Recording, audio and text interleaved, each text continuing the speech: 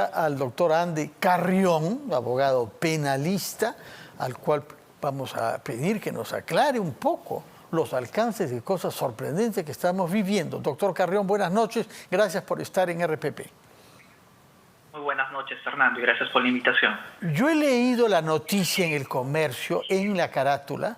Luego pasó un tiempo y yo pensé que había soñado que el señor Pacheco, hasta hace pocos días secretario general de la Presidencia de la República, solicitado por la justicia para que entregue su celular, compra uno nuevo, vacío, y entrega ese.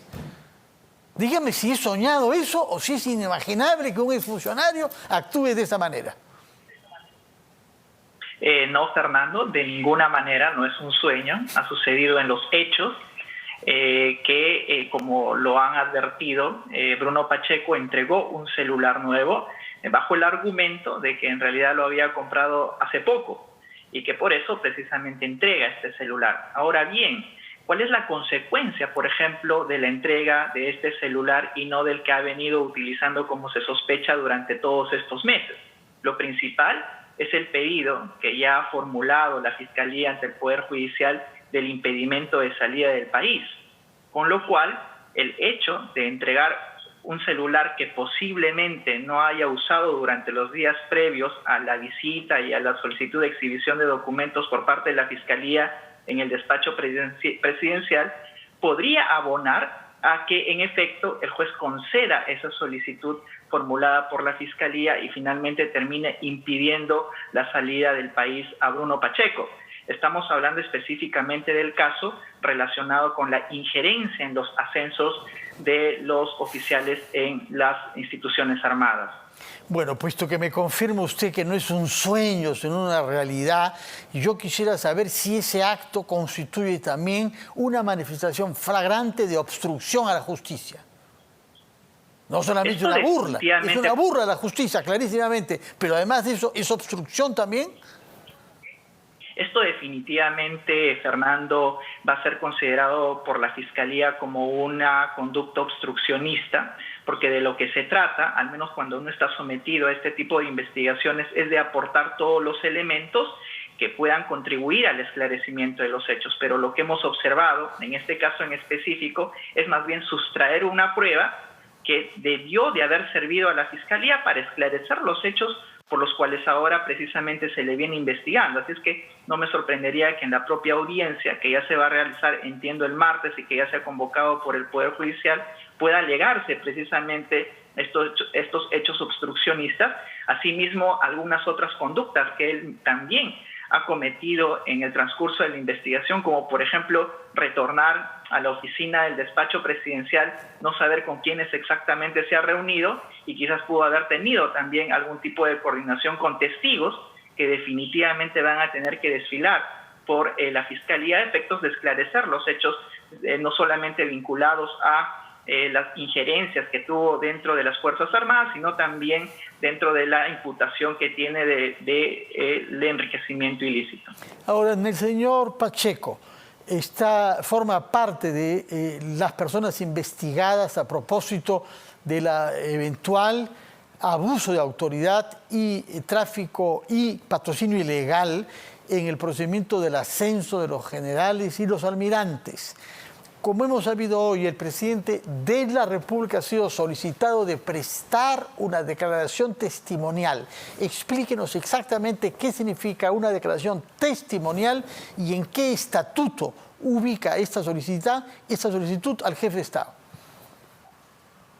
Dentro de las prerrogativas de la fiscal de la Nación se encuentra en efecto poder solicitar y poder requerir a los testigos a que puedan brindar precisamente su testimonio dentro del marco de las indagaciones que en este caso está realizando en contra del ex ministro Walter Ayala y también del propio Bruno Pacheco.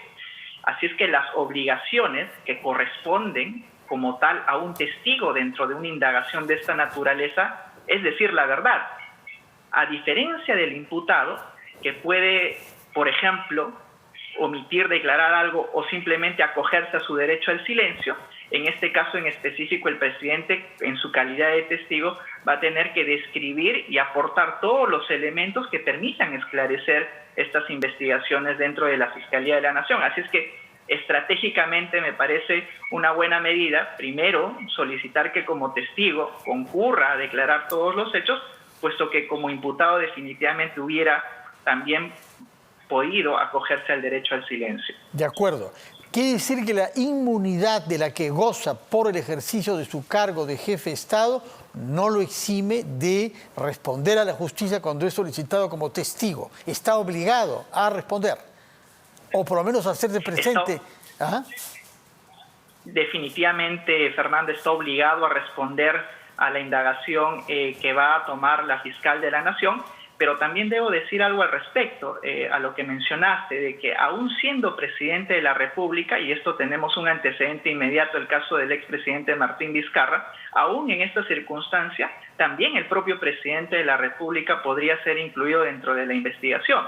Obviamente hasta una determinada etapa, porque lo que la Constitución prohíbe es la acusación del presidente de la República dentro de los 5 años que ejerce el mandato presidencial. O sea, puede ser investigado, pero no puede ser acusado, por más que se hayan indicios que ameriten eventualmente para otra persona la acusación.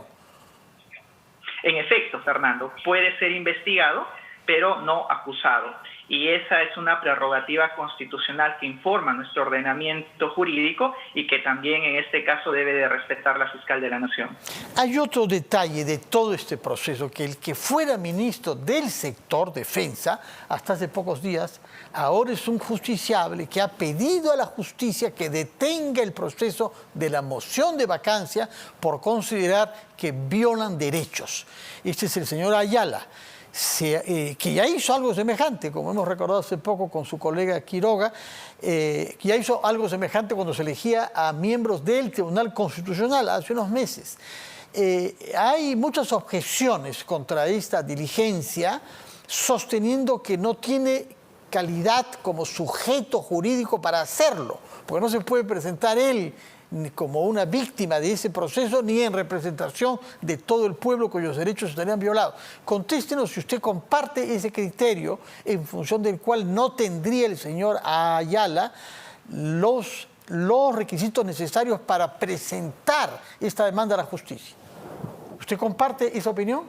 Viste, Fernando, en efecto comparto esa posición en el sentido de que él no tiene la legitimidad para solicitar este tipo de acciones constitucionales como el recurso de amparo que ha presentado, y además de que hasta el día de hoy se sigue un procedimiento establecido en la propia Constitución.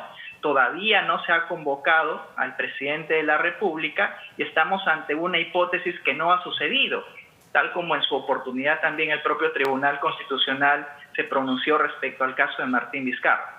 De acuerdo, entonces por razones de forma cree usted que no es por ahora procedente.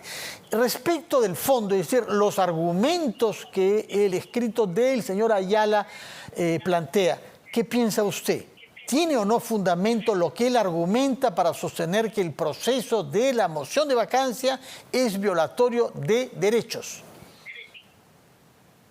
Deberíamos definir primeramente de qué manera transgrediría el derecho del presidente el hecho de que el Congreso asuma una potestad que le ha otorgado la Constitución, como establecer y proponer una moción de vacancia. No estamos, por ejemplo, frente a una circunstancia en la que se le haya impedido ejercer su derecho de defensa en el propio Congreso, lo cual sí podría, por ejemplo, constituir una limitación a un derecho constitucional que también le informa al presidente de la República. En este supuesto sí podría eventualmente recurrirse a una acción de esta naturaleza, pero yo creo que la forma en la que se ha planteado este recurso no tiene asidero y debería de ser rechazado. De acuerdo. Una última pregunta. Yo sé que no es su tema porque usted es un penalista y no un constitucionalista, pero usted es un hombre de ley. El concepto de incapacidad moral permanente, ¿a usted le parece un concepto jurídicamente consistente? Este es un un concepto en realidad algo abstracto, Fernando, que necesariamente necesita una interpretación material de acuerdo a cómo en su oportunidad también el Congreso puede interpretarlo. Es evidente de que este concepto se ha prestado para algún tipo de control político respecto a la presidencia, y eso lo hemos visto en un plazo inmediato anterior, pero esto no debiera de significar que este concepto en realidad es etéreo. Yo creo que en este caso en específico no debiera, al menos desde mi punto de vista, identificarse una incapacidad moral permanente como una mera incapacidad de gobernar, por ejemplo, que son dos cuestiones distintas y que en los últimos tiempos se ha venido equiparando en términos conceptuales. Bueno, creo que hay todavía mucho que decir sobre este tema. Yo, por mi parte, creía hasta ahora que solo Dios podía juzgar que alguien merece el fuego eterno, permanente. Mientras los seres humanos podemos juzgar que alguien es moralmente incapaz de manera permanente, parece que hay algunos que piensan eso y están dispuestos a aplicarlo. Pero el tema está abierto porque veo que entre los constitucionalistas hay discrepancias y que usted como penalista también considera que es un poco abstracto y que hay que ubicarlo en el contexto de cada vez que se solicita. Muchas gracias, doctor Carrión, por sus explicaciones. Que tenga buenas noches. Vamos a una pausa y retomamos con un tema diferente, igualmente relevante, que tiene que ver con la vida política de nuestro país.